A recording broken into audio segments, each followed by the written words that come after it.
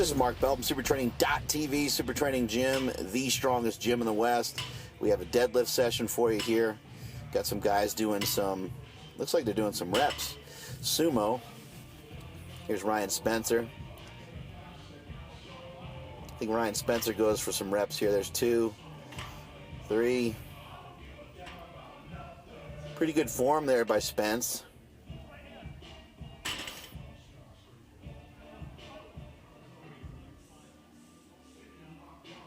There's G-Buff hitting up some conventional deadlifts.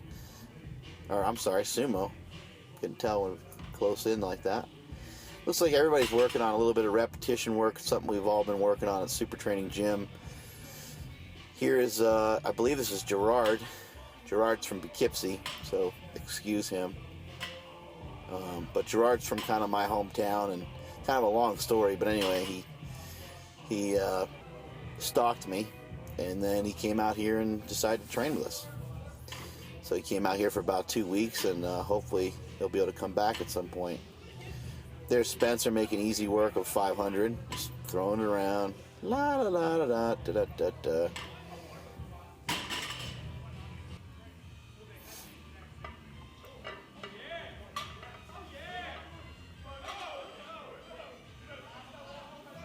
Good execution there by Mr. Pants, as always.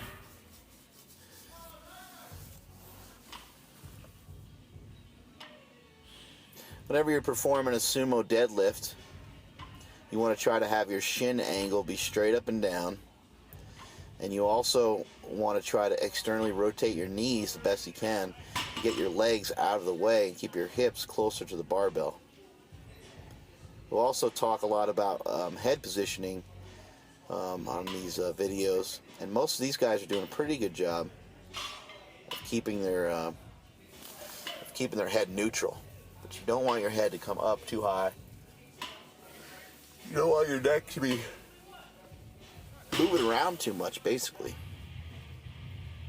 You see that a lot in the deadlift, even in the squat, but more so in the deadlift than anything. So I personally think that Spencer would be a little bit better off with pausing some of these on the floor, and also probably using a little bit of a deficit. And the reason I say that is he's got a short range of motion going, so he should probably almost always lift on a 1 or 2 inch deficit, make his training harder than the contest itself. Here he bangs out a bunch of reps with 500 pounds. See how he started to get a little rounded over towards the end of that. He probably, in order to get stronger, probably needs to round over a little more often. So he needs to make the exercise a little more difficult.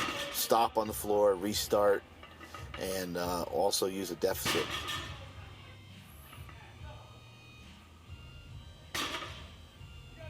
It's hard to get better in an exercise if you always just plow right through it with picture-perfect form. There has to be some breakdown. There's got to be some rounding of your back here and there. There's got to be, I mean, there's exceptions to every rule. You guys can probably think of, probably like, oh, it doesn't happen to Belyev. Or you can probably think of like a couple of dudes out there that have picture-perfect form all the time. But you're going to have to get screwed over a little bit if you want to get better. It takes a lot to make yourself stronger. And it's not always, you know, a lot of people put so much into the form and the technique, and it is crucial to always work on continuing to make it better.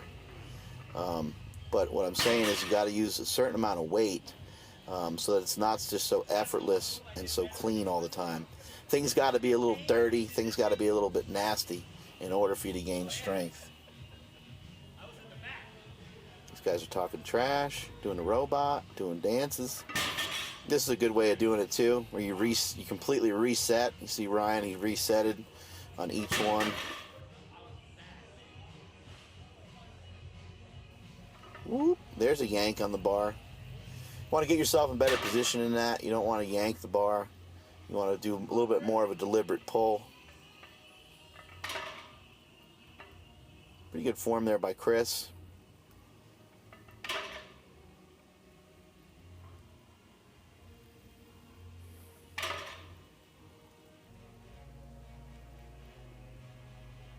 Good snap there by Robot. He's only good for 1 rep. He'll tire himself out if he does any more, I think. He's not programmed to do more than 1 rep.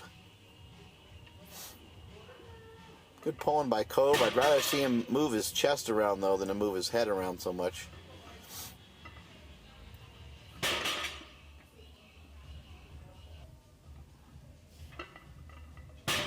Good explosiveness there. A lot of these guys are getting more explosive, and that'll help transfer over to the bigger weights. The quicker you can rip that weight off the floor and get that thing moving, the better off you are. Deadlifts are real tough from the bottom of the lift. That's why it's called a deadlift. It's just a dead weight that you got to get moving off the ground.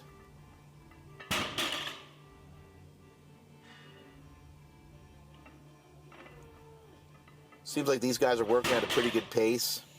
Looks like they got a good workout in. Looks like they got a lot of volume.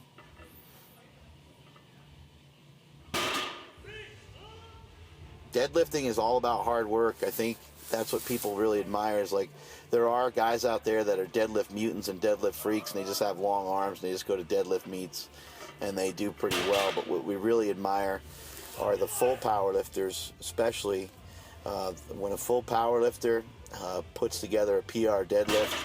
I think everyone can sit back and admire that, because you know that in order to get a better deadlift, really all it takes is a lot of hard work. You put a lot of time and a lot of effort in and out of the gym to make that deadlift better. A lot of times you see a guy get a deadlift PR, and they usually end up with a PR for the day as well, because it means that they were just totally prepared for the contest in more ways than one. Looks like these guys add a little bit of bar weight now.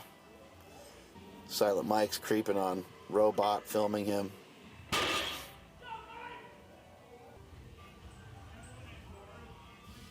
think Silent Mike has potential to be extremely strong.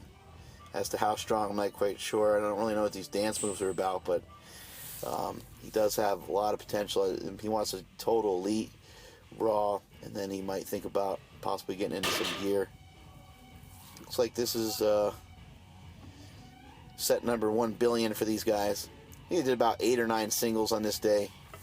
At least that's what Robot did. The other guys were using a little bit more reps.